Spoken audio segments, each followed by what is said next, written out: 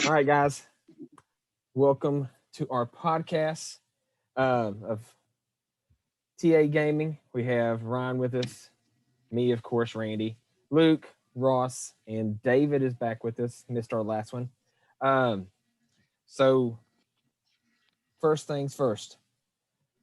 I know everybody might not know all the different topics we're going to kind of talk with tonight, but whoever knows the topic, shed some light, and then we're just looking for opinions, what people think. The first thing I want to talk about is a podcast we had last time, or as a topic we had last time on our podcast was about all the Heisman, people getting money, able to get money now, and everybody on Reggie Bush's side in saying, oh, he should get his Heisman. We all seemed like we were in agreement that it was illegal back then, so it should not be now, or he shouldn't get his thing now just because it's legal. And so NCAA said that they were not going to give Reggie Bush his Heisman. So just some quick feedback. What do you think, Ryan? What do you think about that decision? My position remains unchanged. I don't care. It doesn't. He's got the honor. Everyone recognizes him as the Heisman Trophy person. Well, yeah, even when you see 2005 right there or whatever year it was, you're going to know who it is. He's in the commercials. He had a pretty great career, in my opinion. Maybe not the best in the world, but it was a good career.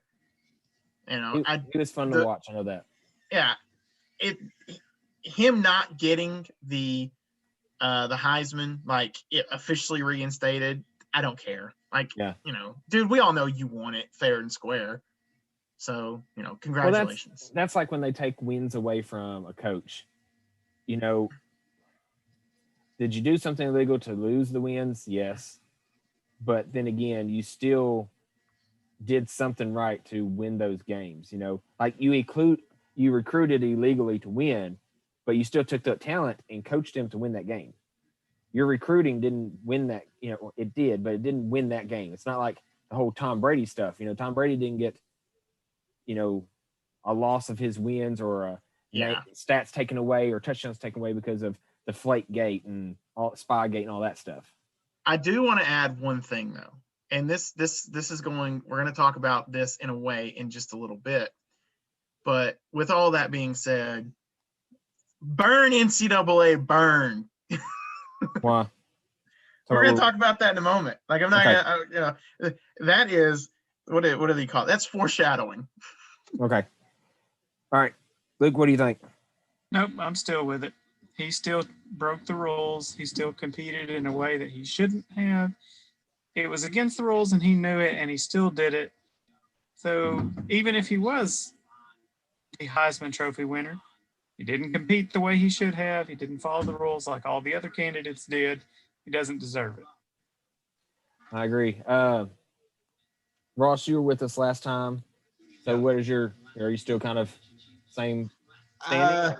I'm a little on the fence about it. I agree with both Ryan and Luke. We all know he was a Heisman Trophy winner. He was the best in the country. There's no doubt in that. Nobody's going to forget that he won. But Luke's right. He broke the rules, and there's consequences for that. It does not take away from the fact that he did win it. It doesn't. It doesn't take away from the fact that he was the best in the country. We all watched him play, and he was amazing.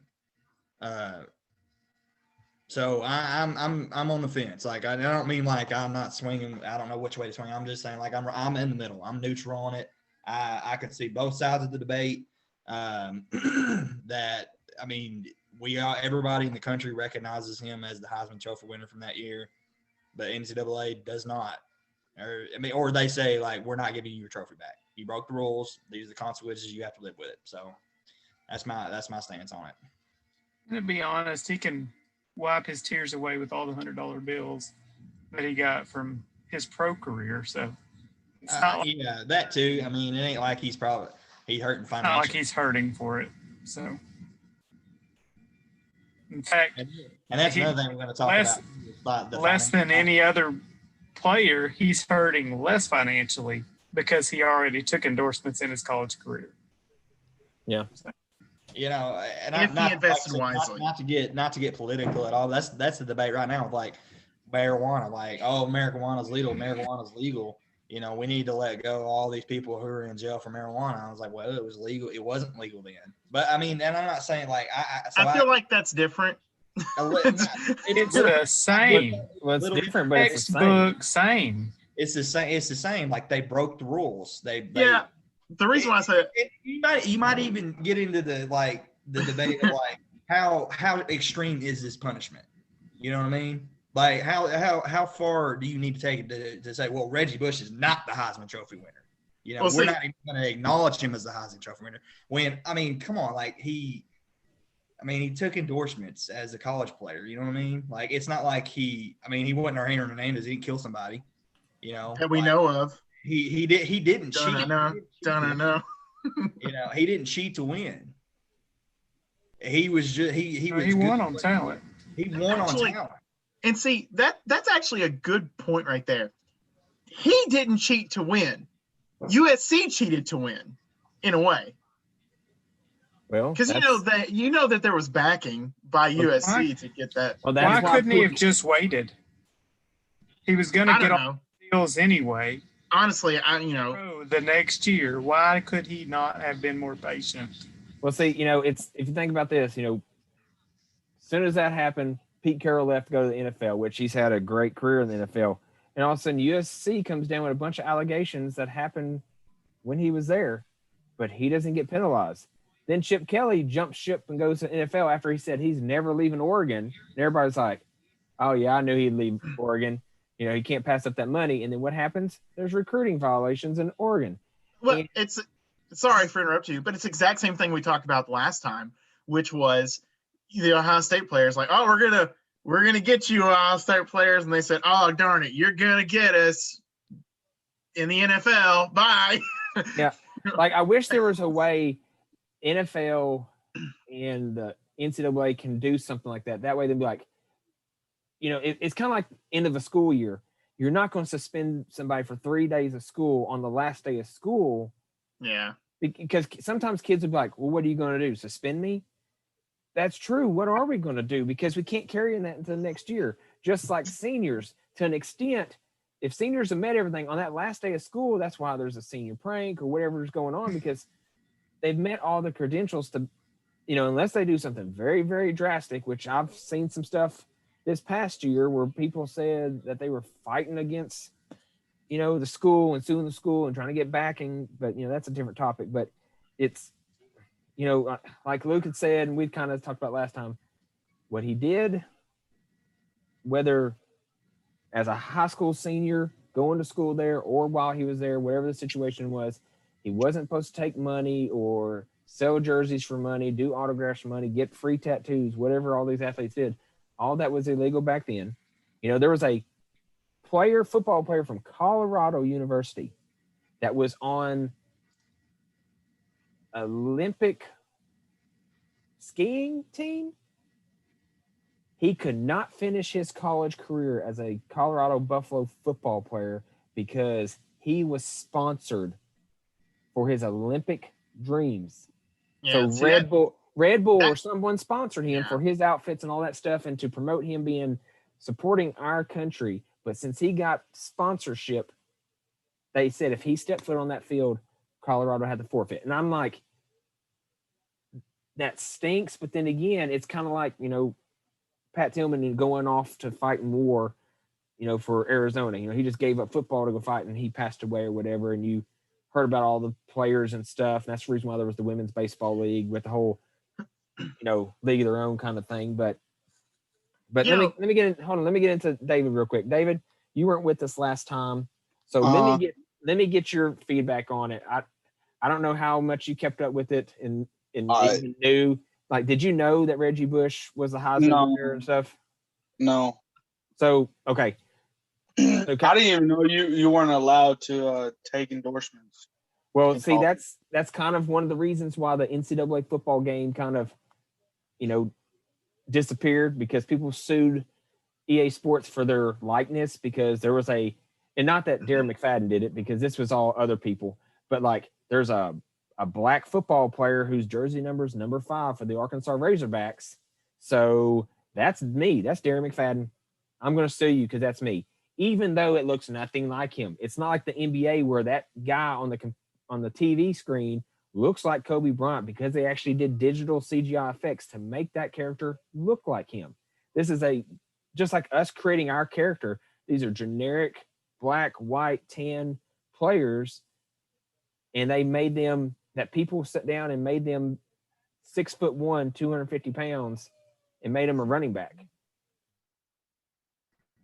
And so they sued, and so EA Sport, and then the EA Sports started losing licensing and stuff because people, the Pac-12, the SEC were like, well, we don't want our trophies and our jerseys in the game, and so it just went all downhill.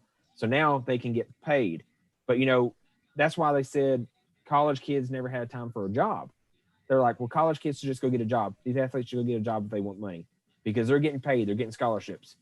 And that was true. But when do they have time? In college, and Luke can vouch for me because he did this, I think, for a year, and I did it too. Band wasn't just like I had fun in band. Don't get me wrong. Band wasn't just fun anymore. That was a job. I was getting paid to make sure I'm at practice every day, to make sure I'm at the games, to make sure I'm prepared. This isn't just I'm just going to show up the band 4th period and play and then go football games on a Friday night. This is a responsibility for me. And I know how basketball and stuff was at every college I went to. They had workouts at 5:00 in the morning for a couple hours. Then they go to classes. Then they have study hall that they have to go to. It's not like I'm going to go to study hall tonight. If you want to be on this team, you're going to study hall. That is your requirement. And so like, when do you have a time for a job? Like band, if you had classes from 8 to 3, went to band from 4 to 5:30, there were a few people in band that worked at Walmart from 6 to 9 or 6 to 10. 4 hours, so maybe 20 hours a week. They're not making that much money in the first place. And then with these college athletes, UAM's a little different, but like Arkansas and stuff, you might have to go to California and play USC for a non-conference game. So you're leaving on a Thursday, Friday, Saturday, and then coming back late Sunday night and have to be at class. Like there was a guy from North Carolina who played at for the ACAA tournament or something, and he was at his 8:00 class the next morning, hit the game winner. So they didn't get back to like 1 in the morning, and he's at his 8:00 class because he's a good student, of course. But anyways, that's beside the point. But they weren't able to take the money, and so whenever they came out on July 1 saying players can get paid through endorsements, sponsorships, their likeness, things like that, everybody jumped on the boat with Reggie Bush needs his Heisman back. And so some of the examples that we talked about, like one of the ones I used, if I got a speeding to going 75 on the interstate 20 years ago and it was illegal, but it's legal now, can I go back to the state trooper or to the court system and say, can I have my money back since it's legal now? So what would your take be on that? If it was illegal then, and that's the reason why he lost his Heisman, but it's legal now, should he get his Heisman back? So what is your take? Well, I think I'm on board with Luke. Technically if anybody who wins the Heisman, it's based on what you did on talent-wise and skill. But if you were taking money like under the table and to profit off your name, then you don't really deserve to have it. But then again, everybody knows who you are. And right now, Reggie's making money despite not playing football as an analyst now. So, I don't know why you're sweating about a trophy. Yeah, that's my thing. It's like, why are you worried about a trophy when you've already technically, the world knows your accolade as the Heisman, but you're worried about a trophy. I want it back. Well, dude, come on, man. You're already my thing to get this, And I can understand he might want the trophy to be in his trophy case at his house or whatever and pass it down through his family and kids and stuff. But in the end all, I'm just kind of in the back of my mind, I know I was probably the greatest player Yeah. that year. That's like if my high school principal calls and says, "Hey, Luke, we made a mistake calculating your grades back then, and it turns out that you had a 4.0." I'm not going to expect them to redo the graduation ceremony so I can be a distinguished honor grad. Yeah. Hey, Just an Mr. honor King. grad. I'm not going to go back in time. Like it's done. It's passed. So Yeah. what Well, are hey- they going to do? They're going to update my GPA in the records. That's great. Now I know I finished with a 4.0. Proud of myself. Woo. Done. Well, and they're not going to sit here and say, "Hey, at the Anything more than that. 2022 graduation, Mr. Luke, We King, need you want to you to come show back up." up here because now we want you to do a speech because we did that for all the 4.0s." And then they're Yeah, going to say, no. "Oh yeah, I know that you applied for this college and you didn't get to go there because of your GPA, so we're going to let you reapply now." And now, as a 30-something-year-old, okay, I'm just going to change my whole career now. I'm going to go back to college and get that, like, what's going to, like, nothing's going to, you're still probably still going to be a teacher, and it's not like it's going to change all that much. Like you said, It's great. not going They to change changed, anything. Yeah. like, I mean, it's at the point. And also, I at would this say point, for me, it would be kind of it's like a useless trophy, even though it's a high prestige trophy. But at his age right now, it's like, well, and he's already lived through his there's NFL no career. point. yeah, No- now it's like, who cares? Yeah. Who cares? But, It means nothing. It doesn't do anything. Why do you care, Reggie Bush? well, Luke, you made me think. I had a kid in my class and he had a 4.0, but I watched, and I think you and I've talked about this. I watched him cheat and he got a 4.0. So let's say something came out and he came up honestly and said this, or another student finally came up and they said they had proof or whatever. Well, for one, they're going to be like, okay, because the counselor's not there anymore. The principal's not there anymore. Half those teachers not at school. But if they did say, okay, well, we're technically going to fail him, guess what? He doesn't have to pay back all the money he's earned for the last 20 years, with the job that he had. Like, they're not going to say, well, all your career has been a lie. Like, nothing's going to change. So it's kind of just crazy. All right, well, let's go ahead and move on. We're going to stay in the world of college. This one, just want some thoughts. Don't want to go too in depth because it's kind of fresh. Texas and Oklahoma have asked, and it has been accepted for 2025 for Texas and Oklahoma to join the SEC. So now the Big 12 becomes the Big 10, which they would be the other 10, I guess, because of us already having a Big 10. They're dead. Yeah.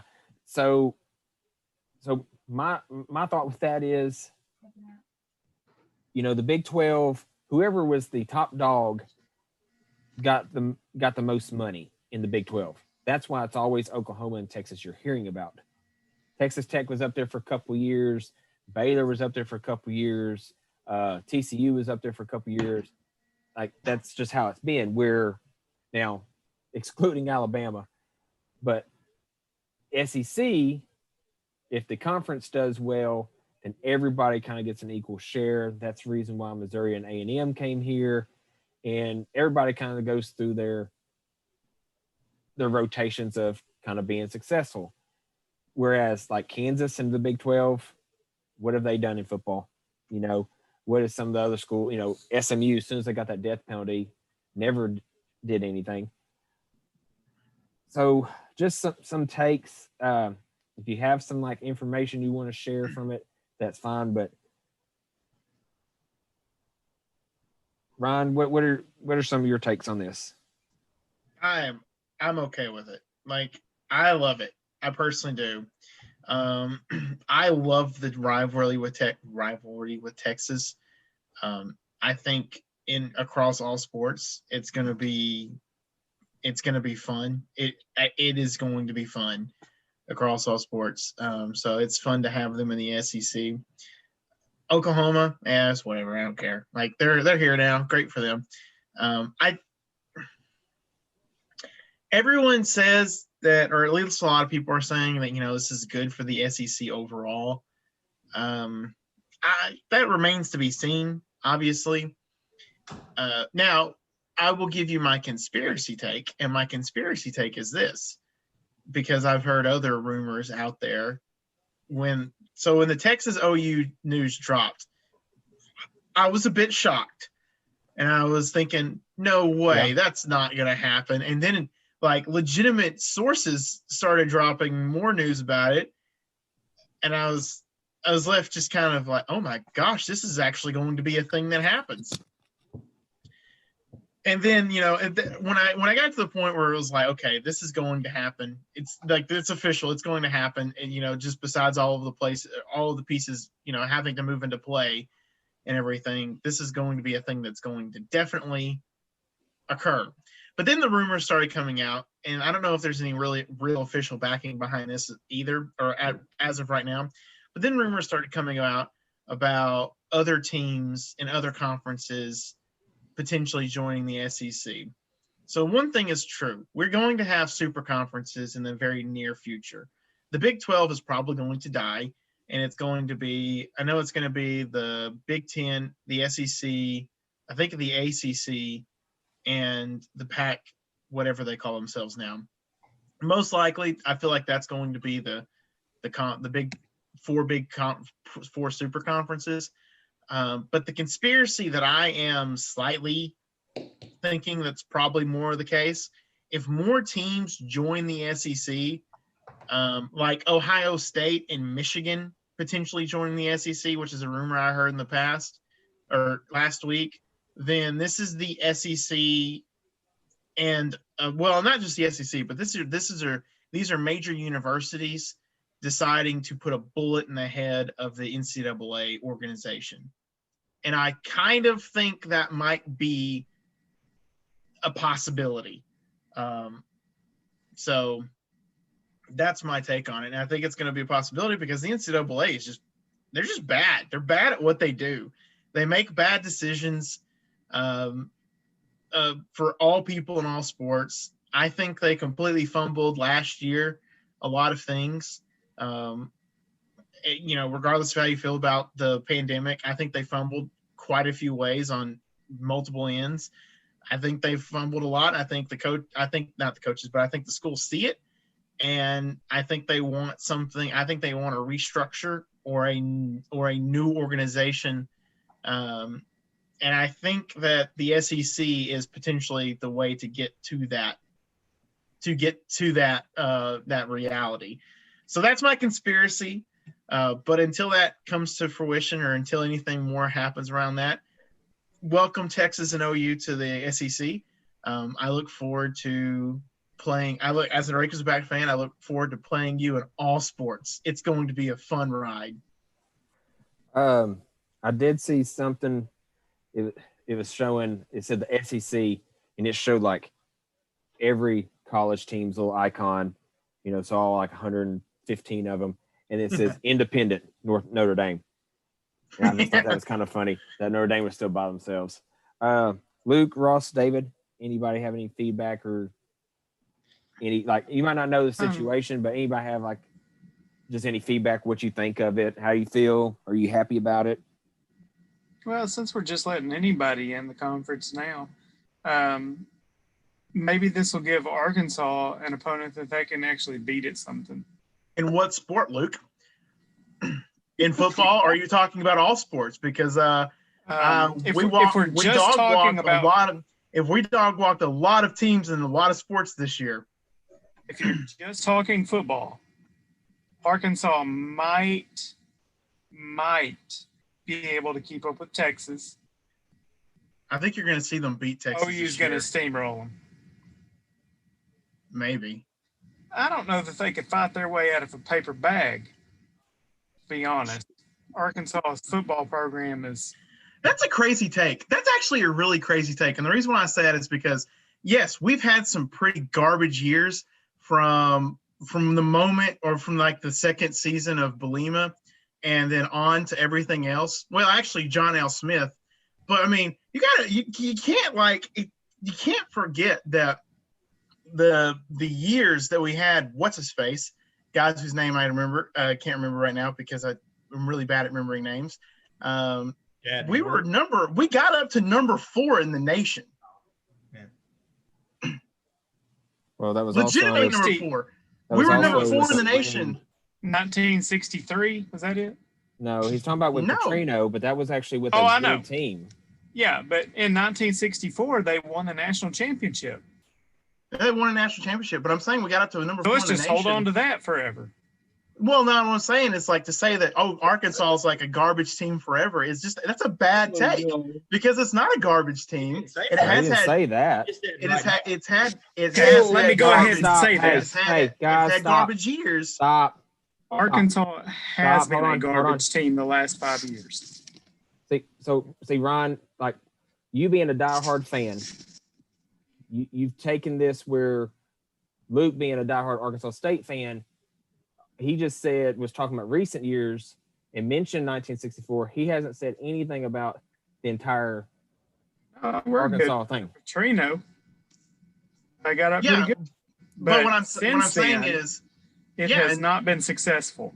And so Yeah, all and- I'm saying is with Texas joining and Texas also having struggled the last few years to field a good team, this gives Arkansas a chance to be able to possibly win a conference game and maybe kind of start working on that uphill climb. It's a rebuilding year. You know, that's Arkansas's motto. I think It's a year. They say that every year.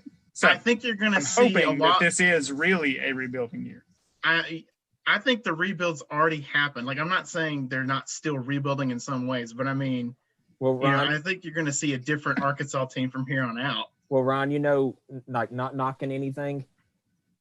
You've told me that the last year Chad Morris was there, that it was going to be different, and it was worse. Yeah, we had a used car salesman I understand that, but Ryan, as a coach. you said pretty much those same words. You said, "Well, this is going to be different," and not saying anything because I know you don't know what's going on in Fayetteville because you don't work for the Athletics, and every year could be different. Like Tennessee, supposed to have a great year this past year, and they stunk it up. And that's just what happened. Just like with Tennessee's basketball, they were supposed to be a little bit better this year, and they were just mediocre. And you just never know what's going to happen. The only thing that's consistent is Clemson's going to win and Alabama's going to win. You know, Auburn, you think, well, Gus Malzahn and his offense is going to be going. He's going to be fine. And Georgia's going to be fine. And all of a sudden, Georgia stunk a little bit. Like, it seems like the only constant is that. But, you know, everybody's excited about Sam Pittman, especially what he did before. But then again, it's just kind of like Chaney being that offensive coordinator. He was great in the 90s and early 2000s in Tennessee and some of the other places he went. But where he's been ever since, it's kind of like Mike Anderson with basketball. When he first started coaching and started using the rolling with Nolan offense and defense, that worked. But he didn't adapt. And so now he's no good. And that's kind of what, that's the reason why Nick Saban was a run it down your mouth person. And his quarterbacks were just a game manager. And you knew that because you used to be a diehard Alabama fan. And now it's adapted. His teams are explosive. You've got to be able to do something just to shut down his offenses. And that does help with him having like Lane Kiffin and some of them. But it's kind of like he's adapted. You know, we talked about this just in general chats about wrestling. The reason why Chris Jericho and Triple H, all these wrestlers who wrestled in the 90s are still relevant today, they have changed their person. They're not being the same thing. So if Sam Pittman can go with the flow and, adjust how he's coached all his things, then it's going to be fine. Just like Butch Jones. Do I think Butch Jones is going to be – do I like Butch Jones and what he did at Tennessee? No, I do not. But is he going to be fine at Arkansas State? I think he will be. I think he's going to be able to recruit. I think he's also going to be able to recruit some big-time players out of going to big-time schools to come to Arkansas State. I really do. He might get those people that are saying, I want to go to Memphis. No, you're going to come to Arkansas State. I really think you're going to see some, potential stars. Do I think he's going to get like the top 10 class? Probably not, because it just doesn't happen with those schools. But it's just one of the things where whenever Petrino decided to hire that girl and do what he did, Bielema was a joke. He wanted to do what he did in the Big Ten. That didn't work down here. And he just didn't have both sides to deal with it. You know, John L. Smith, it's the same stinking team, and all they had to do was just run the same offense and stuff, and that team just gave up. It was kind of like a substitute teacher being in control of a class. And Chad Morris, he's just a glorified offensive coordinator, and even his statistics then as a head coach at SMU or wherever he was at didn't match up. I said when they hired Bielema, it's not going to work, and it didn't. And then with Morris, he said, well, my offense is going to be, you guys are going to enjoy, the offense is going to be exciting to watch. And the offense to me was not exciting to watch. And the one game I think about is against Colorado State. You went to Colorado State to pay them to play to get your butt whooped because Colorado State's offense looks so much, which then again, those kind of schools, they'll do anything they can to beat a D1 school, and I got it. You know, that's the reason why Appalachian State beat Michigan. Tennessee lost a game to a crap school a couple of years ago. It happens. They're going to do everything. But now, do I think Arkansas was improved this past year? I do. With Luke, I kind of agree. Oklahoma seems like they only lose 1 or 2 games. But rest of the time, they're just steamrolling everybody. They don't win the big games. But I'd say Oklahoma in the SEC is probably a top 3 team. I could see that, and I really think if I LSU. I'd have to find the picture now. LSU? Well, LSU in the good years. Yeah, I was gonna say LSU. I feel like usually. Well, hold on, I'm not they're done. usually a contender. Brian, like, see, here's my thing. Now we're in the present, and so we're thinking about LSU now. But 2 years ago, everybody was thinking no one can touch LSU. Because when LSU got beat, their first loss this season, it was like, oh, national champs got beat, and everybody was looking for those. Not the national champs, guys. They lost half their class to the draft. When Texas A&M or when Mississippi State beat them, I'm like, that is not the LSU. Just like I think it was telling y'all or telling somebody, if LeBron James and Anthony Davis and now Russell Westbrook decide I don't want to play for the Lakers and they're defending champs, they lose that very first game of the season to the Sheridan Yellow Jackets, they're going to say, oh, a high school team beat the defending champs. No, they didn't. They beat a bunch of scrubs. That's what's going to happen. And so the thing is, LSU is not who they were a couple years ago. I got that. But the thing is, if Arkansas beats Alabama the very first game, everybody's like, Arkansas is back on top, baby. SEC, we're going. Alabama wins out, Arkansas loses out. Like, what can you say? Because like when Arkansas beat Mississippi State, everybody was like, that's great. But when you look at what happened to Mississippi State, those wins didn't look as good because they didn't end up beating anybody because at the time they beat a great LSU team, but when LSU lost, LSU wasn't ranked anymore. So that win didn't look as big. But I feel like if they actually change the conference up with how they said it, Alabama moves out of the West and goes to the East. And so now the Alabama of the West becomes Oklahoma. I like the idea of pods. What? There's a pod idea. I like the pod idea. What's that? It's like 4 teams per pod, and you play those. You definitely play those 3 other teams, and then you play I think like 2 other teams from the different pods during the conference year, something like that. I like the idea instead of it being like 2 different sides. And there's been some different mock-ups for it. Like one of them has. Like I'll just like for instance Arkansas. Some of them have like Arkansas and Ole Miss and Mississippi State, and I think maybe LSU. And then some of them have and that's again I'm just focusing on Arkansas here. And some of them have like Texas A&M, Texas OU, and Arkansas, stuff like that. They always all keep Auburn and Alabama together, which I think is it should happen. Well, they're in the same state, just like they were keep Ole Miss and Mississippi State together and things like that. But see, here's my thing. So now, I just like the idea. Let's say what happens now is, what they always did was somebody in the West always plays somebody in the East, the same team every year. Tennessee's was Alabama, and that's who they always played. They didn't get a rotation between that team. It was always somebody else that was a different rotation. So what happens if they say Alabama, well, if they split it up like that way I was saying I saw on that map. So now they got to play Oklahoma and Texas A&M and LSU every year, and then they have to play Alabama with the rotation. Well, then somebody's going to get mad with how it's going because, well, we used to play Alabama. They're not a conference, so we shouldn't have to play them again. You know, but like that's just the luck of the draw where it's at and how they,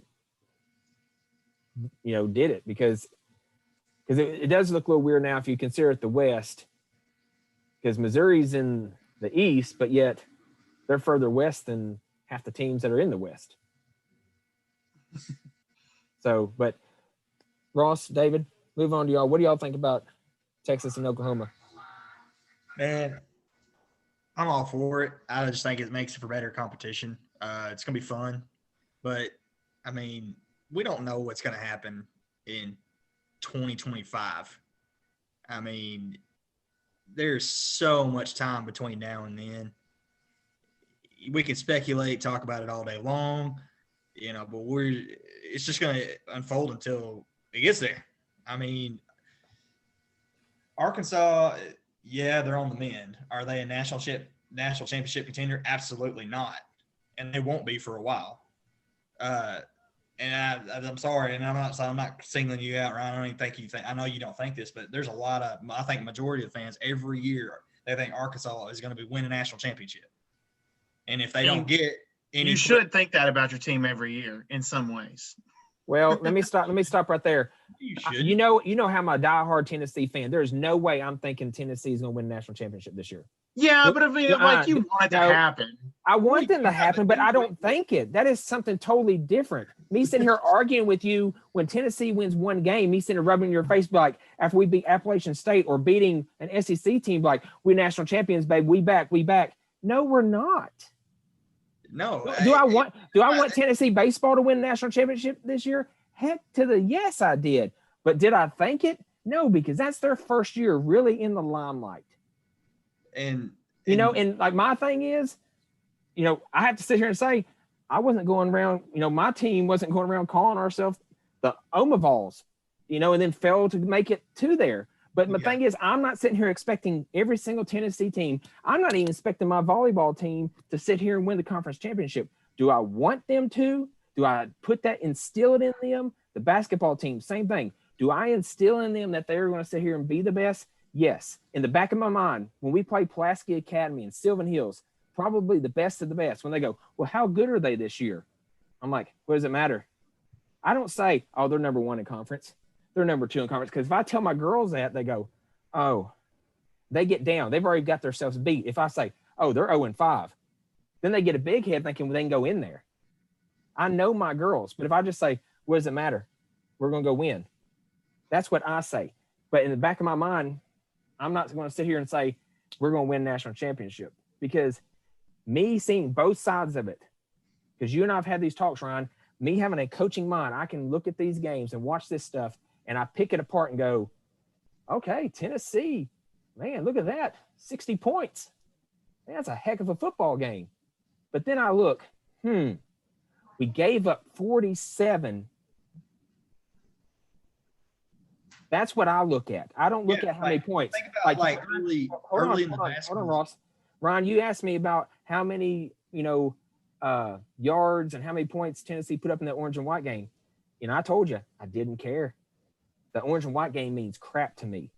Preseason basketball, preseason football, preseason baseball means nothing to me. Because I won't watch it.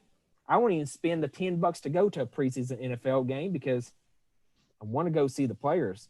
I could care less if someone's sitting out to stay healthy. I want to go to a football game to see Jimmy Garoppolo. I want to go and see Christian McCaffrey. I want to go to see LeBron James. I don't want to go see the scrubs and see them sit on the bench. Now, if they're injured, that's the price I paid for that. But the orange and white game means nothing to me. Is Tennessee probably going to score a bunch of points and a bunch of yards? Probably. But, Bobby Torino's teams did too. And we couldn't beat Alabama and LSU, in those years. So, and that's when I was all gung ho about it. But it's just, but Ross, I'll let you get back to that. But like you guys know how diehard I am on Tennessee, and all my teams, like the Mariners. Mariners playing great right now. Do I want them to win? Yes. Do I expect them to win the World Series? No.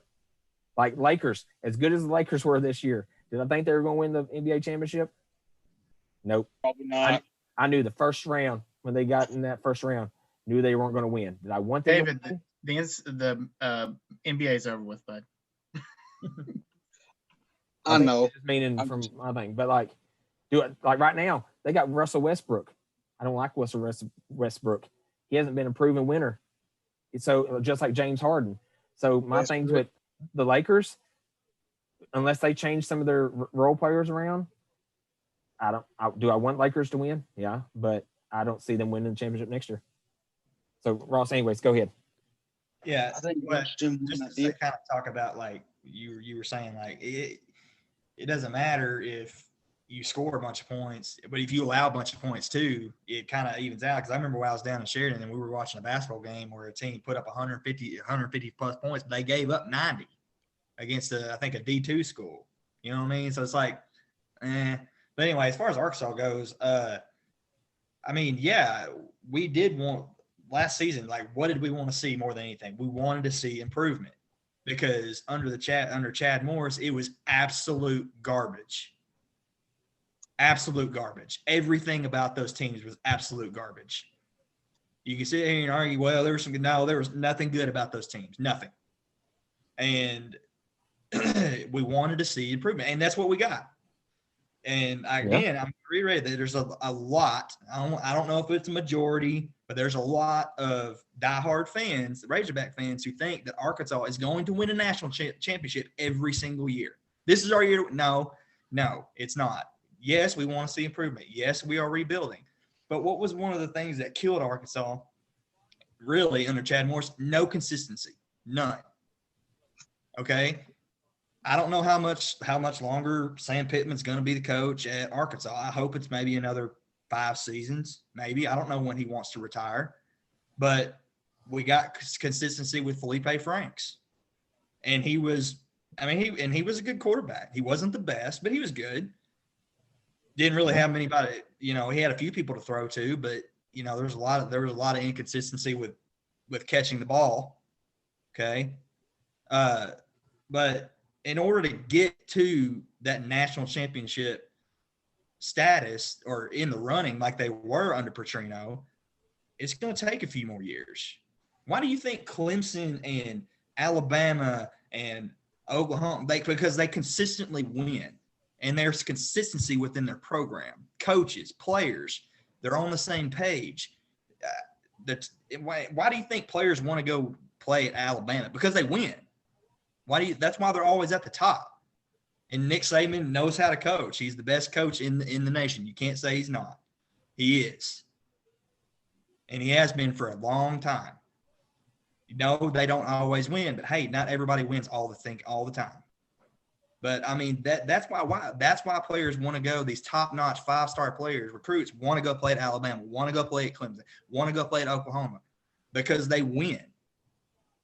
I want to be a part of a national championship team, don't you? Yeah. So what do you think about Texas and OU joining the SEC? I think it's great. Like I said, we're talking about 2025. This is 2020. Maybe. So it could be before. I say maybe because there is a buyout to their contracts.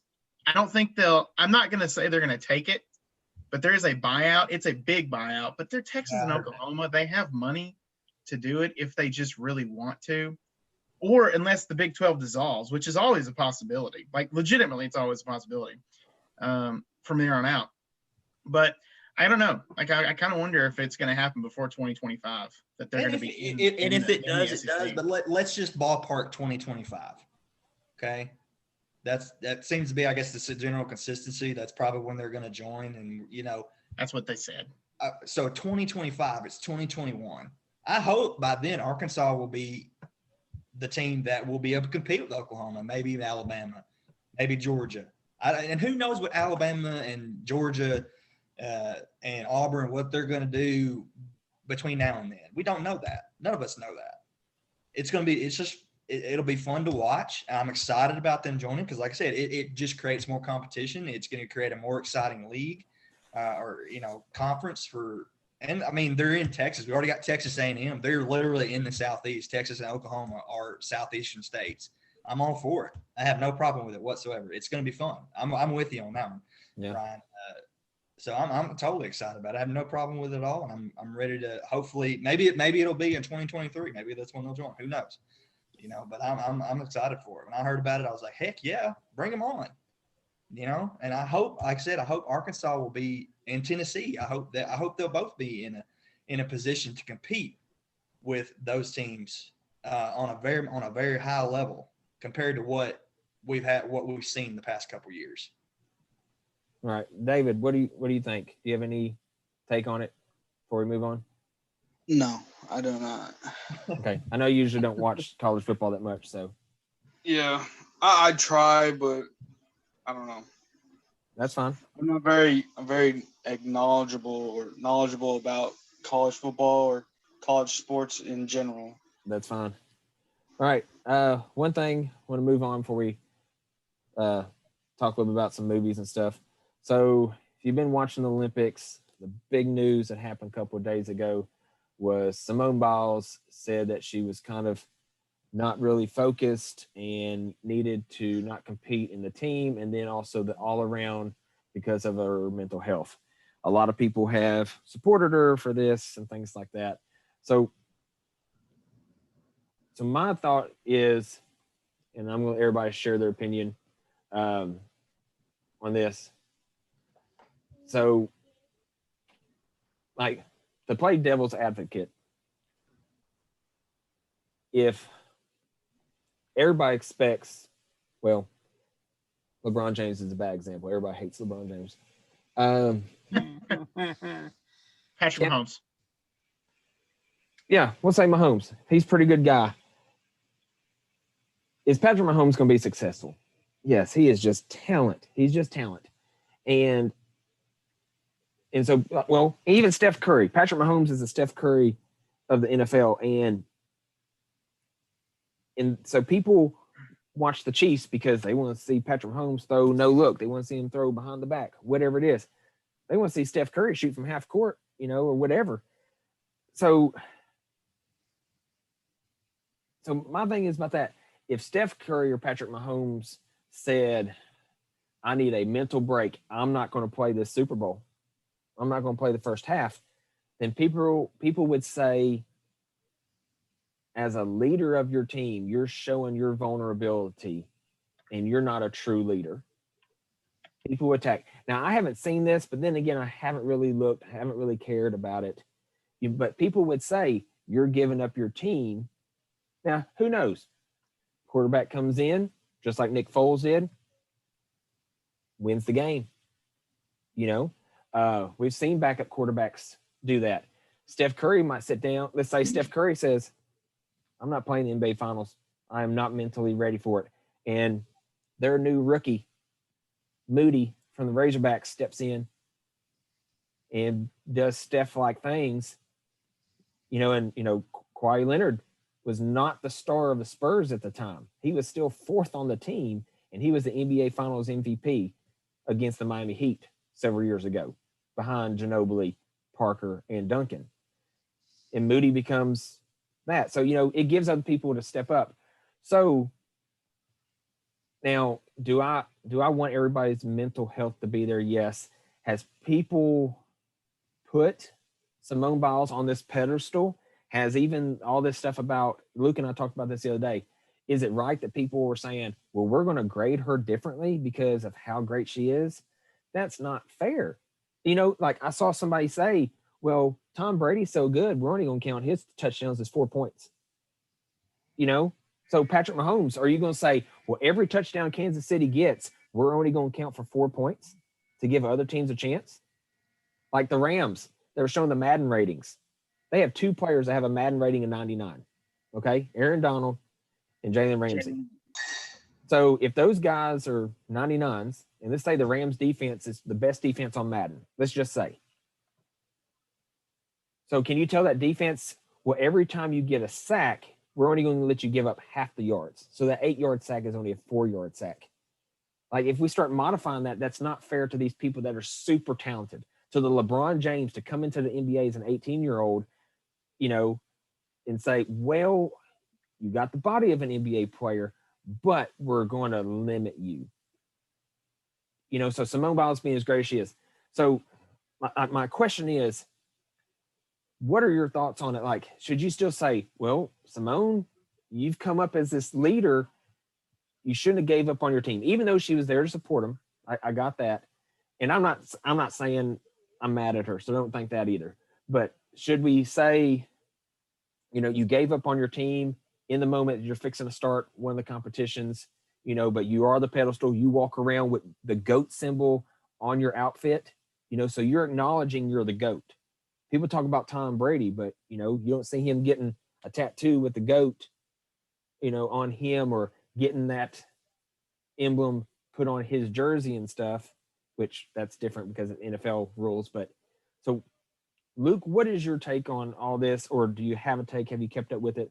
You know, I've kept up with it. So, like, what is your thought? I support Simone Biles. For instance, hold on, time out real quick. And I didn't get to say this, and I do too. I really do too. I was just trying to play devil's advocate on the other side of how people deal with LeBron James. But go ahead. Okay. She's been a proven performer. She's won goodness knows how many medals and everything. Well, has she ever lost? Like, that's what I'm saying. From like world championships to the Olympics, the girl is a proven performer. At what point are you like, you know what? You've done enough. Like, you've led this country. You've led the Olympics. They came in as favorites this time. They still won silver even after she stepped out or stepped down. So it's not like she's just abandoning them. She was a leader on and off the floor. And I don't think that they're silver medal winners without her presence, without her as a practice companion and everything. If you watch the movie Rudy, I don't think that Notre Dame becomes the football team they are without Rudy. Because even though, and this is way different because he's leading from the back, but without him on that practice squad, without his heart and his drive to make everybody better, knowing that he wasn't going to play, they still pushed themselves harder because they didn't want to let him down. Yeah. I think the same thing is true with the team, that just because she stepped down doesn't mean that they're going to not go. So I support her decision. Also, we talked about the fact that if you ever watch her, that girl's vertical has to be 5 to 6 feet. Is what like it's. You mean multiples of 5 or 6 feet? I was thinking 30. Yeah, because and that's on her own. Like once you attach a spring to it, whether in the vault or the floor exercise, it just escalates from there. And I'm going to tell you, jumping on the trampoline for myself, I get disoriented if I try to do one flip. I can't imagine trying to do 17 plus a gainer plus landing on doing a back handspring in the middle of it. Yeah. It's not going to work. I'm going to lose it. I'm probably going to vomit at some point doing that.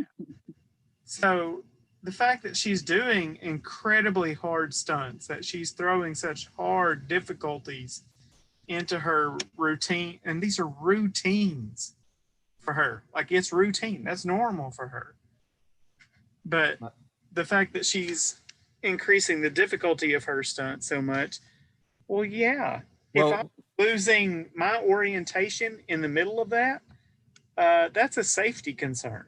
It's not just a mental stress. It becomes a physical injury waiting to happen. Well, talking about how good she was, look at her Olympic trials and then look at the qualifying. She had bad nights. Like, to those standards, you probably wouldn't even get a trophy. But she is still in first place on a lot of these events on her bad night, and people are having good nights and still, like, she was averaging, one thing they were talking about, she averages like a 15.5 and she got a 14.9. No one else was like at a 14.7. And they said they did great. And she didn't even get a 15. And they were talking about she had a bad night. And was it a bad night? Oh, yeah, because she stepped off the mat totally. Yeah, she missed it on the floor exercise. It was still great. Yeah. But I watched her then, and I kept thinking that's not right. Yeah. That's not normal for her. Like, I can't believe, as good as she is, that she would make, like, okay, missing the edge, stepping a touch out of bounds. That's like completely off the mat. Happens. Because of nerves or whatever, adrenaline, you threw the trick a little harder than you meant to, and you ended up stepping out of bounds. But she came off the floor. Yeah. Like, completely off. And so I knew then that something seemed off. And so I think it's the mark of an intelligent individual to know when you've had enough. Yeah. To know that, you know what, I can't do this. I'm going to end up hurting myself. It's like you see high school athletes all the time. Oh, they just want to play. And Randy, you've probably seen it coaching girls. They get injured. They take a headshot from a volleyball or something like that, and they've got a concussion. But their competitive drive is like, no, I'm still going to play. And they'll lie to you. Or they'll tear their ACL. Football players do it all the time. Tear their ACL, and they're like, no, it's just twisted. It's fine. I want to finish the season. I want to finish this game. Yeah. They try to play on it, and instead of missing a game or part of a few games in the season, they end up, that's the end of their career. Yeah. And I think that she made a smart decision. If she gets her mental game back. I'm hoping she can still do the individuals. Yeah. And she's able to kind of come to herself and get control or whatever. That's great. And if she doesn't, nobody can say that she's not the GOAT. Well, I saw one thing. It's like, what else does she have to prove? Exactly. You know, like, she has won everything. She's already an Olympic champion. She is the greatest, you know, but it's like, not just once. Like, if Nick Saban does not win another championship, he's let's say he still coaches the greatest college 5 coach. more years, like, he's still up there. It's not like football coach. Yeah. I'm sure there's other great coaches, but nobody's going to say, you know what? Nick Saban was okay. Tom Brady was, as much as and don't get me wrong, I don't like Tom Brady. Yeah. I don't. Neither do I. I can't stand him. But as much as I do not like him, I can't say that he's not one of the best quarterbacks that the NFL has ever seen. He is. Like, it irritates me to death, but he is. And so if he retires tomorrow, they're not going to say, you know what? He was okay. Well, they talked about when Tom Brady, this is a little side note, when Tom Brady played Drew Brees and possibly Drew Brees' last game and all that stuff that happened, Drew Brees only won 1 Super Bowl, so technically he's only a little bit better than Dan Marino. Dan Marino being as good as he is. Never won one. And he went to a Super Bowl and got his butt beat. But that's all that Drew Brees has to him. Like, he broke all the records just like Dan Marino did, but he won 1 Super Bowl. But then again, you have to think, well, is Eli Manning better than Drew Brees? Because he won 2 Super Bowls. And Eli Manning better than quarterback. Tom Brady? Oh, my God. His team carried him so far. Well, that's my thing. Like, yeah, good so is he better than Tom Brady? Because he beat an undefeated super powerhouse team, and it's by that standard. You also have to look at Peyton Manning versus Eli Manning. Was Eli better than Peyton? Heavens no. I still think Peyton Manning is probably one of my favorite quarterbacks to have ever watched. He was the greatest, and for me, he's better than Tom Brady. Like, I think I would pick him over Tom Brady if we had a flag football match in the backyard. Well, yeah, I saw him when he did that flag football thing with those kids. He was mean. I know. Catch That the forehead, Yeah. that forehead stored every game film. That's what his forehead was full of. I know. Film. He would And so that's why his forehead looked like it kept getting bigger and bigger because he had more and more games to store. Like he just needed a solid state drive or something. And see, I guess my only thing is, and we've talked about this before. If there wasn't all that controversy around the Patriots, then I would have nothing to say about Tom Brady if he needed any help to get to where he was at. But like I said, that's a different story. Yeah. Too. But Luke, do you have anything else on the Simone Biles thing? No, Okay. I think that I think it makes her more of a role model for my daughters. Yeah. Because she knew her limits, and even though she is super competitive, she's not going to push it to where she's listened to her body. And that's what I want my daughters to. I want them to compete, yes. I want them to be strong. I want them to push themselves. But I also want them to know that there's a point in time where if they feel unsafe or they need to listen to that little voice that says, we're not right. Something's off. And I would rather them have pushed it and achieved and done everything, but also know when it's time to prioritize yourself over somebody else's needs. David, do you have any feedback on it? I agree with her decision. I mean, a lot of athletes have a lot of mental problems, especially with any sport. The weight and the expectations, right? You see a lot of NFL players, calling it quits because they don't want brain damage and all that stuff. Yeah, I mean, I think we as people should accept, like, some people have their limits pushed. I mean, you're not going to tell, right, for anybody who watches MMA, you're not going to tell somebody who has their face concaved in, oh, well, you can still fight. No. Your face is concaved in. You're not going to fight. Yeah. It's like LeBron. Oh, I sprained my ankle, but I think I can still play. No. I mean, with severely, you could ruin your ankle. No offense, LeBron is a weenie.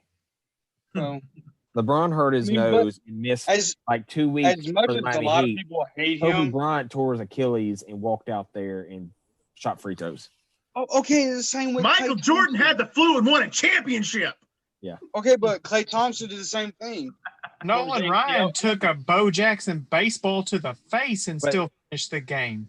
But if we hear Klay Thompson, well, my thing is, like, shooting free throw, what did you have to do?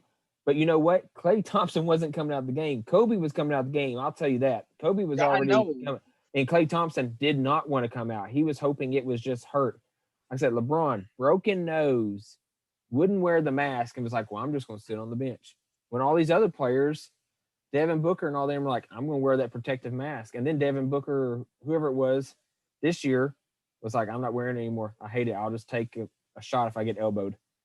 Oh, okay, but as much as people hate LeBron, I mean, you at least have to respect his feeble accomplishments. I mean, to be honest with you, I don't like Tom Brady, but I respect Tom Brady. He's all right.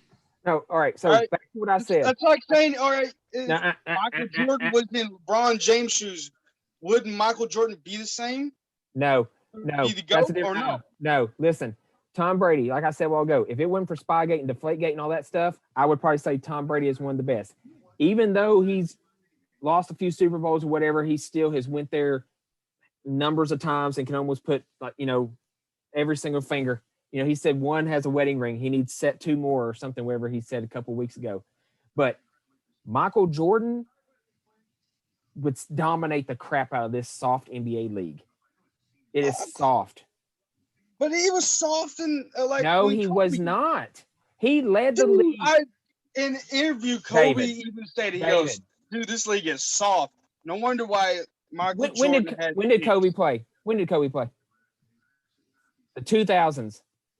He got to play against the old-timey Michael Jordan. Michael Jordan had to play against the Detroit Pistons, who would beat your butt down to the ground. They did not want you to compete, so they could They would be. literally fight. That's you. why they were called the Bad Boys. A guy that just got drafted tonight said he wanted to bring the Bad Boys back. We're not playing basketball. We're playing boxing. And that's what they did. That's why nobody liked Bill Laimbeer, Isaiah Thomas, Joe Dumars, and early Dennis Rodman. No one liked them. Didn't like late Dennis Rodman. But exactly. But It's Michael not coming Jordan, on. Michael Jordan led the league in steals and was up there. LeBron James doesn't lead the league in steals. LeBron James gets a foul and acts like he never touched the person. But also LeBron James, the reason why he's so good, I'm not saying he's bad because he's a phenom, but LeBron James, there is nobody that can guard him from the one position to the four because he is too big to guard for a point guard or anybody like that to guard him, and he's too fast for a power forward to guard. He's going to have an easy way on both sides of the floor. Michael Jordan had to be guarded by Magic Johnson, Joe Dumars, Larry Bird, the best defenders ever that were so physical, and then have to go and guard them. Like now, look at the NFL now. Quarterbacks have it easy. You breathe on them, it's a personal foul. Talking about this, someone got a flag. Yeah, exactly. There's a referee out there just like, flag. Like they're probably going to throw a flag on the Green Bay Packers because how they treated Aaron Rodgers. Randy, you're getting a flag thrown on you because you mentioned quarterback in a negative exactly. way. But like, it's a 15-yard penalty. If you look at David, I know you probably have. Look at football in the 70s and 80s, even the 90s, and see those Joe hits. Green, man. Like, look at the hits. Like now, I get it. Players are stronger and a lot more concussions and stuff. But you think, man, we can make technology like the iPhone has more technology in it than the first craft that landed on the space or on the moon. Like that's crazy. This little thing has more power than something the size of this room. And I get that's technology and stuff, but people being stronger, seeing Olympics, world records being broken all the time because people are stronger and faster. But LeBron James would not make it. LeBron James would probably foul out because, for one, LeBron James and Dwayne Wade, especially when they were in Miami, traveled so much. NBA is not a role model game anymore. Like if I have Chaney watch anything, he's going to watch college. I'm fine with him saying, I'm going to be a Cavaliers fan. I'm going to be a Lakers fan. That's fine. That's part of it. They're professional, but that's not what I'm going to want him to watch his game on. You can watch people even in baseball. Watch the Razorbacks, watch the Vols. When they hit a line drive, they are running their butt to first base. But whenever they make it to the major leagues, I'm not running, going to blow out my knee going to first base. I make $20 million. I'm going to jog this out. And so that's why that shortstop takes his time and can throw that person out. Simple as that. So, but anyways, that was a little bit off topic, David. I'm sorry. Totally. Oh, man. LeBron James. I think it's important that we allow these athletes to be vulnerable and show that they are human. They're not superhuman, no matter how high of a pedestal we put them. Except LeBron James. LeBron James. But I think it's important that we should accept people who are vulnerable. I'm vulnerable. I think it's yeah, I accept you, even though you're wacky. Whoa, what? Oh, okay. Didn't know where you were going with that. No. Ross, you still awake? Yeah, I'm here. Okay. Hey, so what's your take? Simone Biles, man, she don't owe nobody nothing. Man, she proved a long time ago that she's the best. She proved so well that she's the best that the judges said, we can't score you. We're not going to score you because you're too good. that alone is that's another topic. And that's ridiculous in and of itself. But Yeah, like, I talked about that the other day. here's the thing: like, okay, she is at the top of her game. You know, she is the top gymnast. She's the best. She's proved it. So what's worse, for her to go out there and compete, and she's not going to compete at the level that she's capable of competing at because she's having these issues. I don't know what these issues are. I don't know, what these injuries are. I don't know what her mental health status is, what's going through her mind. I don't know none of that. And it's none of my business. It's none of anybody's business. The fact is, I think it's more of a leader to say, I'm not going to bring my team down and potentially knock them out of getting on the pedestal because I can't compete at my best. That's not fair. Well, so, but on the other hand, it's like, you know what you're here to do. You've trained, and so, but like I said, I don't know what's going through her head. Like, I don't know what injury she sustained. None of my business. Well, I don't think she did. Like, for something Luke and I were talking, like we were just talking about, and us watching it the other night. For her to be as dominant as she was 5 years ago, over time, and then just in the last couple of weeks during the Olympic trials and qualifying, to look so off that you're getting all confused when you're in your rotations and you're landing off of mats, not stepping out of bounds, like off of the floor because you did your flip and you just made a huge 2-step back. That's not something that should happen. So it's kind of like, man, your mind, like to be her, man, your mind is, you're just not there. And here's another thing too. It's like when I sit here and I've seen it on Facebook. I've seen people put on her under she's a quitter and all that stuff, and it's like, okay, like, did you make the Olympics? Well, and I saw that too. Like, are you sitting on your beanbag naked eating Cheetos? Watching Olympics? You're trash, kid. It's like the people who are saying this, like, can't even come close to competing at that kind of level. And she's technically an adult because she's 24. But you got to think, there's somebody that was swimming the other night from Russia or Australia that was 14. Oh, okay. Yeah, I was going to say, there's an American swimming that's 17. So let's say that girl, I know she was like on a relay team, but let's say she was supposed to be a medal favorite for that team, and she didn't even place in the top 3. Can we I understand she's representing our country and stuff like that, but can we really sit there and like go at her? Like, that isn't an 8th grade student. I know, right? I mean, technically, that was Tara Lipinski in the Winter Olympics back in like 90. Exactly. 2 and 96. She was 14. That's an 8th grader. Yeah. And here's another thing too. It's like, on a personal level, is people like, are you?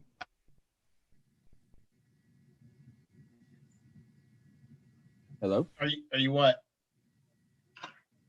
Hello? Did his stuff just go out? I think we just lost Ross again. It's the cliffhanger of all cliffhangers. I know. Ross will leave us in suspense. Much. I mean, No, I've heard. You're going to have to repeat everything you said. You just went out. Sorry. Okay. Let me repeat what I said. It's like, these people who are like so upset the fact that she didn't compete. Like, why do you care so much? Now they can get their shot. They just got to get off the couch for a minute. Yeah. Like, let me do it. Let me show you. Are you sobbing uncontrollably because Simone Biles said, I can't do this right now? I have some Facebook friends who are so wrapped up in the Olympics that they literally cry over it. These are the same people that cried whenever Trump won the election and they needed a safe room. Exactly. It's like your joy and your happiness, like your identity is wrapped up in another person. And I cried last night when that guy won gold for the swimming team. Did you? I'm not gonna lie. I don't cry, but like, I get a very, like, I get I got super excited. patriotic during the Olympics. And that's fine. It's fine to represent the country. It was a happy cry. Like, but when you bash an individual, when you're bashing one individual because Yeah. she didn't compete, like, so what? It's like okay, yeah, I got a little upset like when the Razorbacks didn't make the College World Series. That sucked. But Yeah. I woke up the next day and was like, whatever. Because who won the? No offense, but like who won the World Series last year? Vanderbilt. Who won the year before that? Nobody won last year. Who won? Vanderbilt the year before that. Who won the year think before? you're- COVID won. I think your point is nobody remembers that stuff. Nobody remembers, and nobody Yeah. cares. I'm gonna remember the but my Razorbacks thing using is- that forever because my dog died during that situation. I'm not joking. That's actually the truth. Well, here's my thing about that. But to sit here, and I understand Kevin Kopp's, being 20-something years old, and some of those guys are in their 20s and considered adults, quote unquote. I still don't think it's right that you sit here, and I don't think any of this happened. I'm sure there's somebody out there, but send them death threats right on Twitter and be like, Kevin Kopp, you lost that game for us. Dave Van Horn, oh, you're an idiot. Like, is it that worth it that you're willing to tweet this stuff and make threats? I know, that's so stupid. Like, I can sit here and be mad and say, Dave Van Horn, why didn't you pull him? Like, you should have pulled him after the 8th. Or why did you start him? Oh, why didn't you put a pinch hitter in? Why didn't you put a pinch runner in? Like, I can say all that stuff all night long, but to sit here and just be so mad in it, and then 2 months later or a year later, years later, sit here and be like, you first baseman, you lost us the World Series. I hope you never play baseball again. Like, even till this day, if I'm still mad about that, and every time I see him, let's say that first baseman or outfielder, whoever it was for the Razorbacks back then, that didn't catch that fly ball, that's playing with the Mets or playing with the Royals, every time I see him, like, hope they strike out. Like, it's just not worth it. Yeah. It's just mad about that. Then what are you doing with your life? I haven't watched a lick of the Olympics. I don't care to. I just don't. I'm worried about the World Cup for soccer. That's what I'm worried about. David, David. Simone Biles, like, you do what's best for you. Like, you don't owe me anything. Like, my joy, my happiness is not drawn from the fact that you can win a gold medal or you're the best gymnast ever. I don't care. I'm going to say this, and we're going to move on. Simone Biles can still do as many backflips in one flip in the air than I can do in my whole life. Uh-huh. And just like Ronda Rousey, what is she worth now? Probably not much, but Ronda Rousey could probably still make me tap out just by breathing on me. That's for sure. Exactly. Yep. All right, real quick, since we went pretty long night, and apologize about that, but I've loved the feedback and the talks. I'm not going to go too much into Marvel.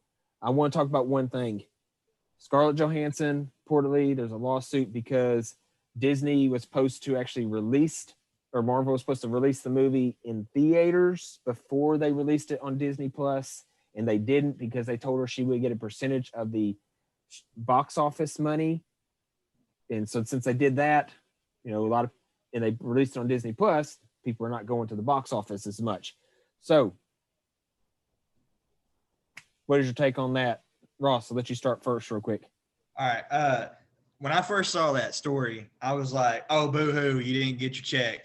But then I was like, no, wait a minute. Then later on, I thought, but they were contractually obligated. Okay, this is going back to the rules, right? We're talking about following the rules.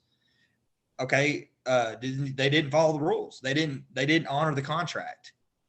And let's go. How much is her net worth? Yeah. Well, she's one of the highest paid actresses, if not the highest paid actress. Like Simone Biles. Her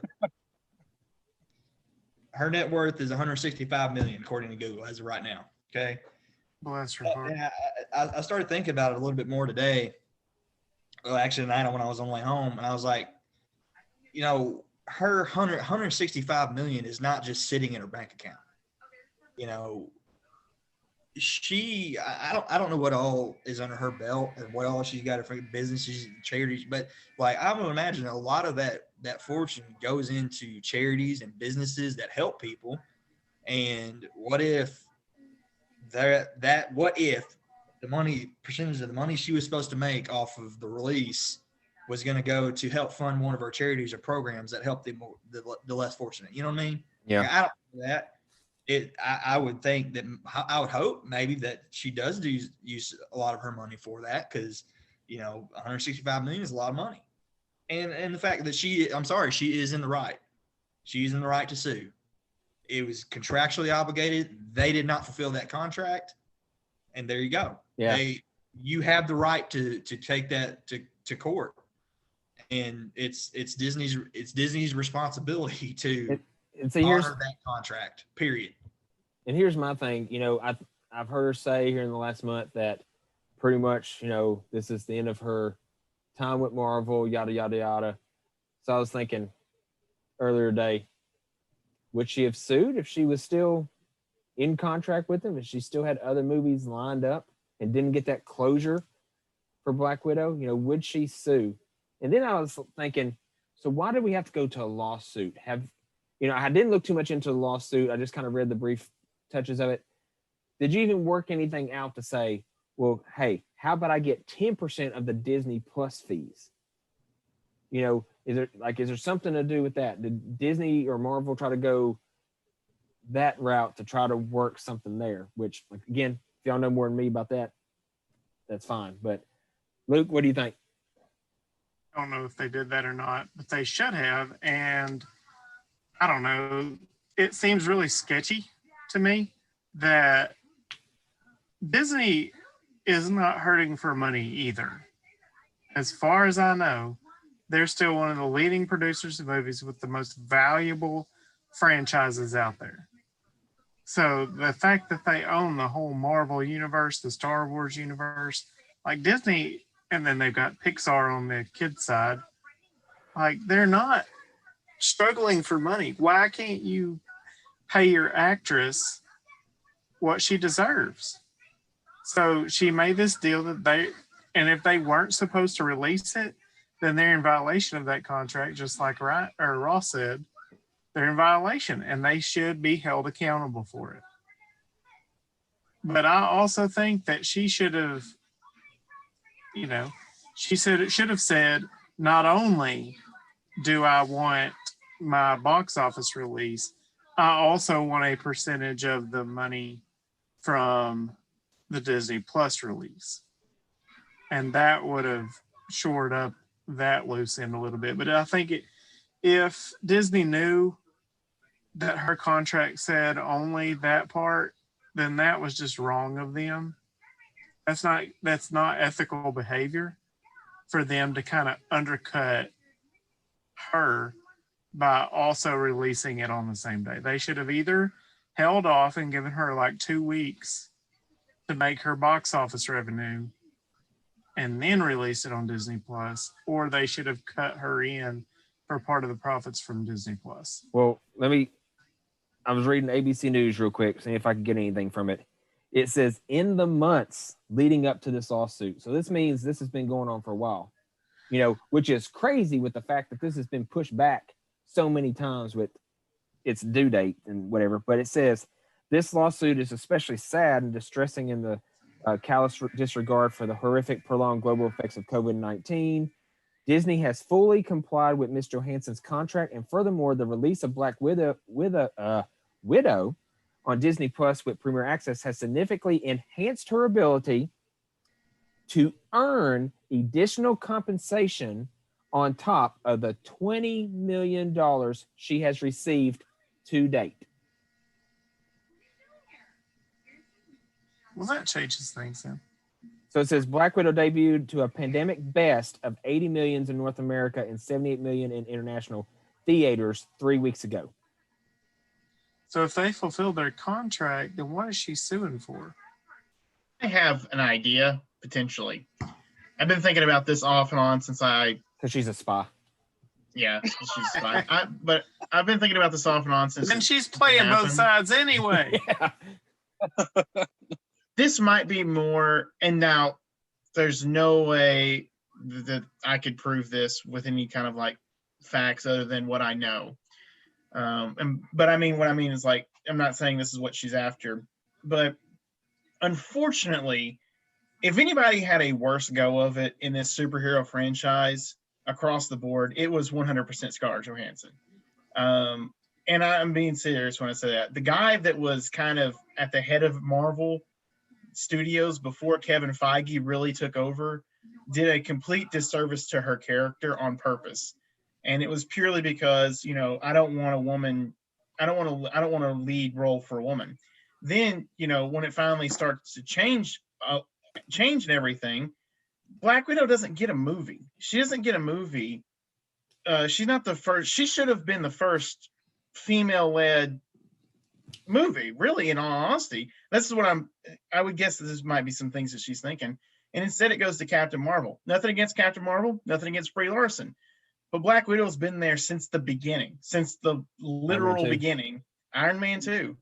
And she doesn't get a movie at all. And yes, I know this is supposed to appear last year, but unfortunately the pandemic happened and everything, and it got pushed back to this year. But then, you know, she doesn't get a movie until after her character's death. Spoiler alert, she dies. She doesn't get a movie until after her character's death. And it almost feels like, in a way, even watching the movie, which is a great movie, and she does a great job in it, in some ways, it almost feels like, well, consolation prize, here you go. But this movie is also going to serve as introducing the next person that's going to take up the mantle in a way. So I could see maybe this is her way of like, you know, y'all did me. I was done dirty through this whole entire process in a way. And, you know, I mean, just take a look at her character throughout the whole entire thing.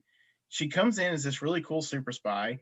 Then, you know, in Avengers 1, she does a lot of stuff. And then by Avengers 2, she really serves as just, you know, there as Bruce Banner's love interest and a way to and also a way to get the Hulk to calm down and to bring him out. But she doesn't really do much else from there.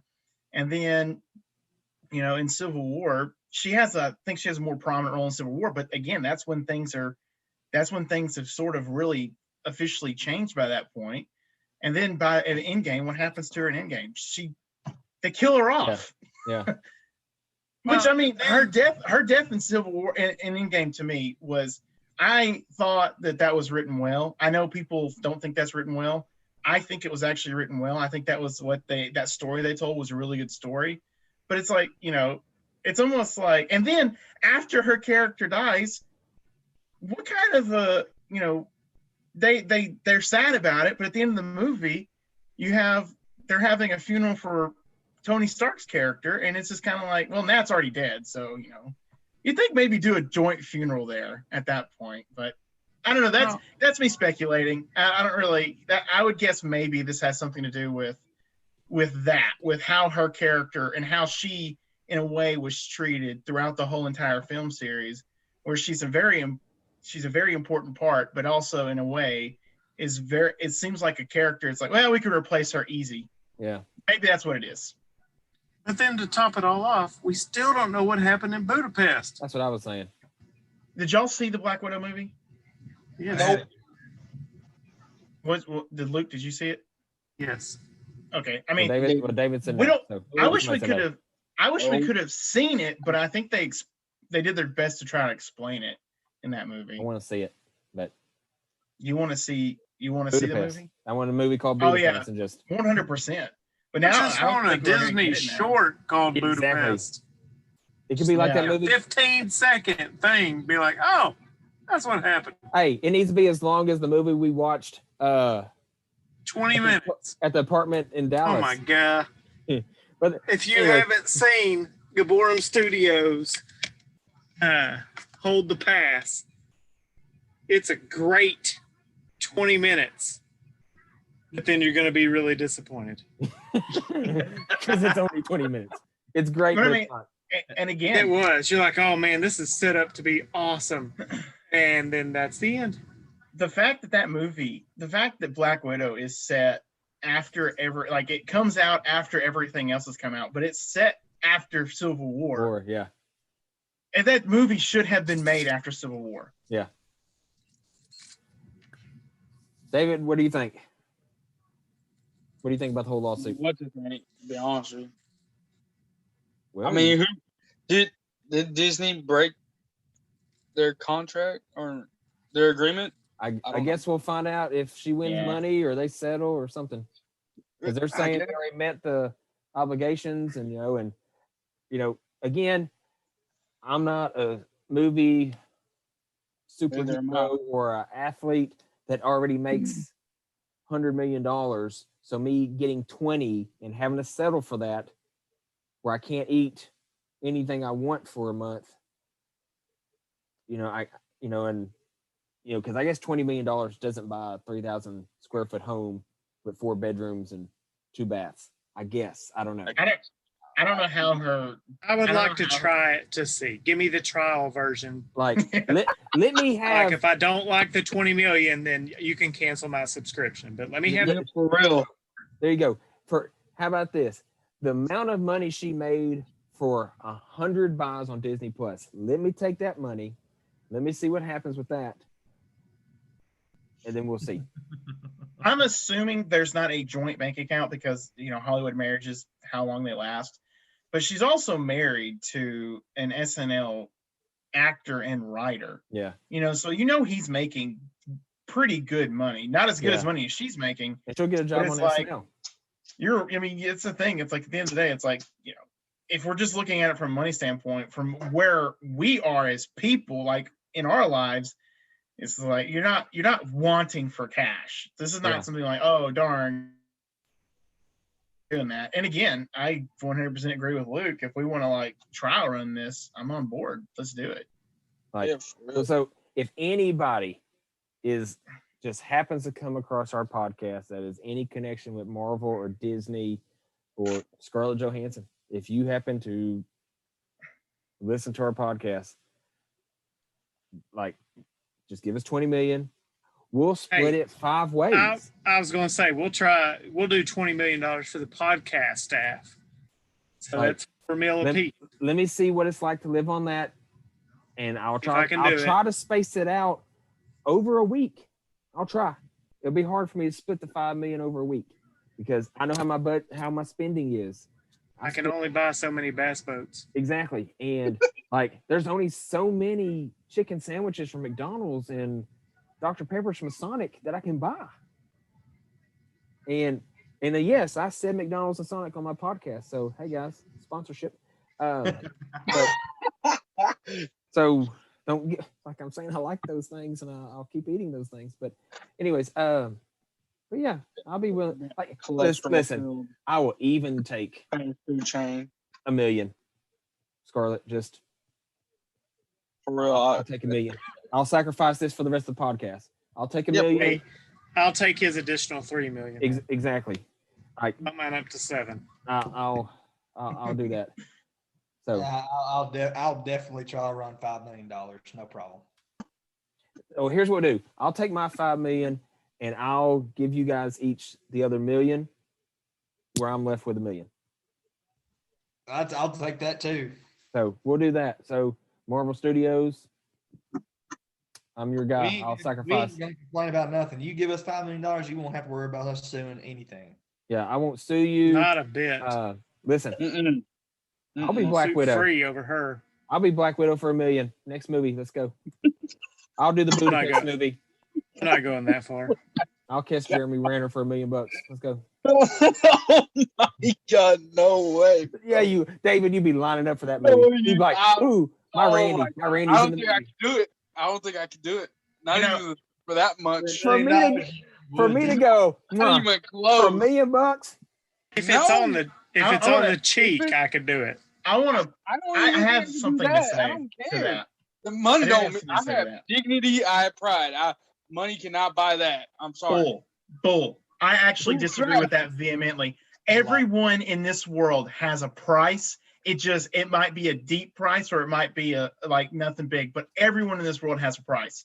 That's the crazy thing. As a preacher, I am saying that everyone in this world has a price. Hey, you know what David's price was? Nope. What's that? David's price was Aaron Rodgers walking back to camp this week and him getting Randall Cobb. That's what his price was. Oh, there you go. Yeah, There you go. championship, baby. Well, I There don't you know. go.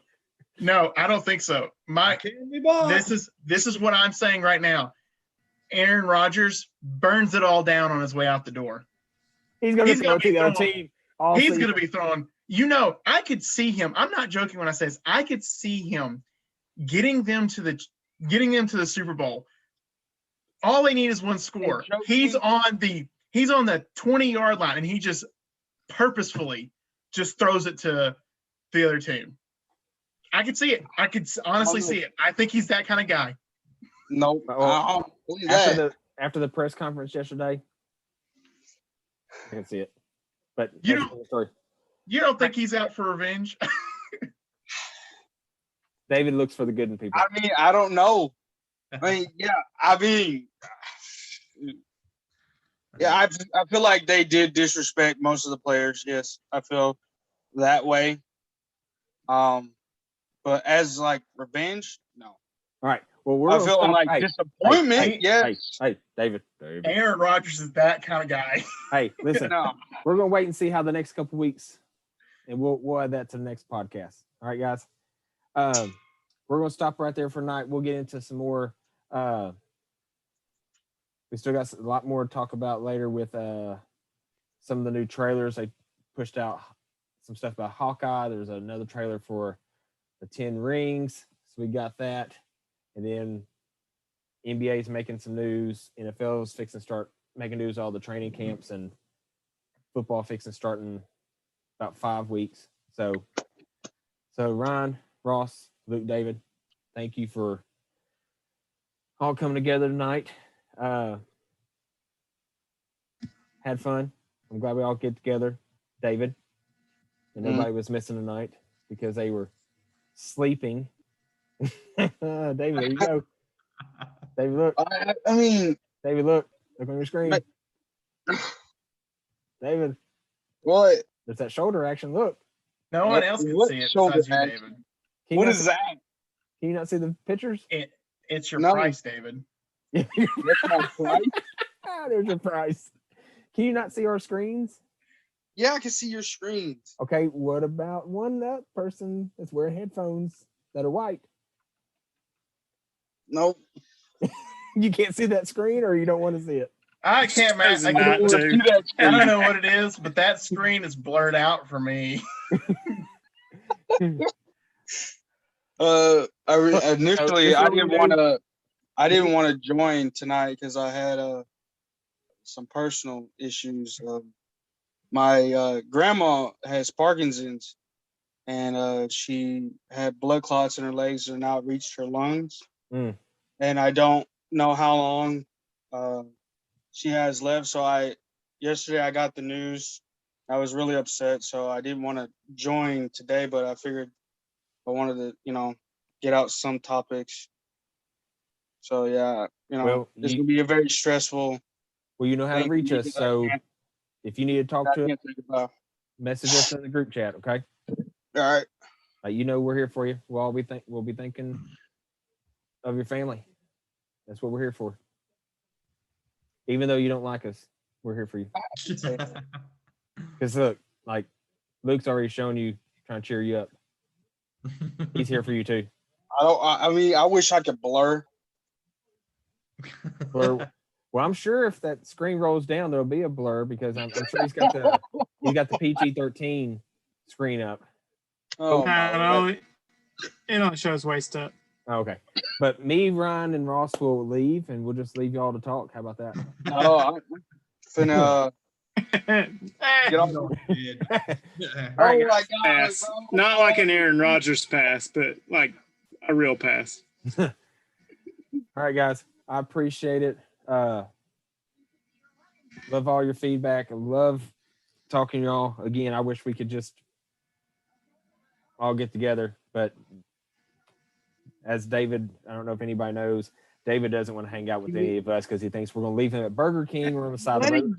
go. Let So- it go, please. You know, so we're I'm that's not not going to happen. back anymore. Oh Jesus. That's what Green Bay said to Aaron Rodgers. Yeah, let it go, Aaron. Let you go.